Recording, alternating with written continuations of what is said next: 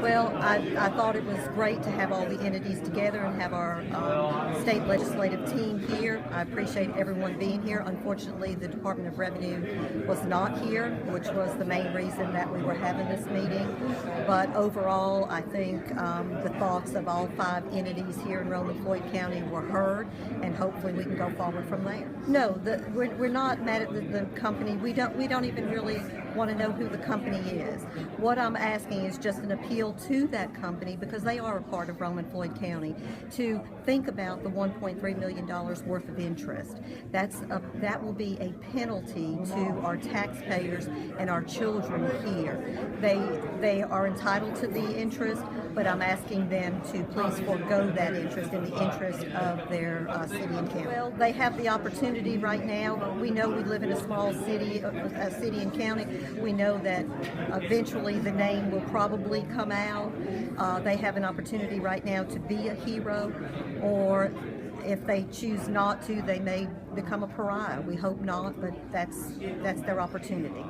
We basically pay the Department of Revenue 1% to collect the sales tax all across the state, remit it back to the proper local government authorities, and we're not satisfied. Our organization has never wanted individual information on individual establishments. That's competitor information. We don't want that, but we believe that local governments should know how much in totality was collected within their districts on a month-to-month basis. Listen, we got an obligation to our taxpayers, and we've got tight budgets, and when we set our budgets, we need to adhere to those budgets, and we do.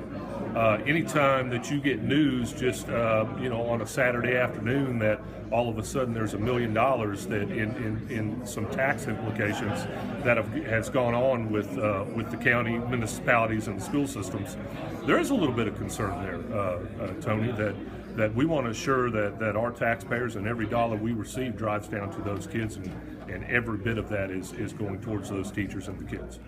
Dollar-wise, it's about $535,000, and that's an approximate because we still have yet to hear directly from the Revenue Department. For us, that means reprioritizing our SPOS projects, and it could jeopardize things on the backside of that. Well, as you have been privy to the discussion today, there are a number of issues that have been known for some time, and there have been some efforts that have taken place in the past which have not gone anywhere.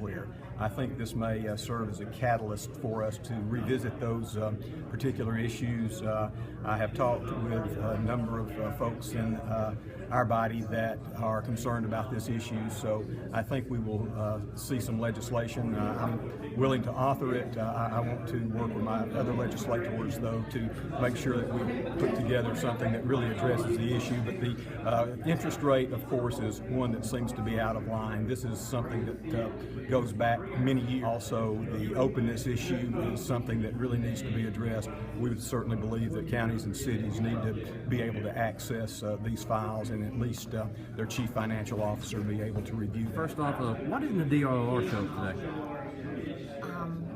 On advice from the Attorney General's office, once the open records request was filed by the city, those answers must be addressed first of all.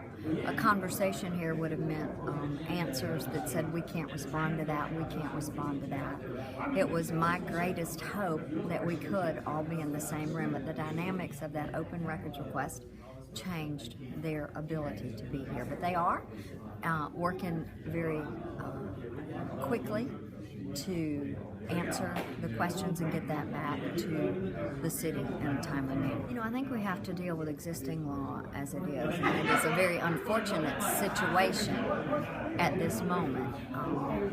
But I do think that the delegation, Representative Coomer and Lumsden and Senator Hufstedler and I will all work with our respective committees in the House and Senate to see what we can do to address the real concerns that our local governments have about actually point of collection, return of those collections.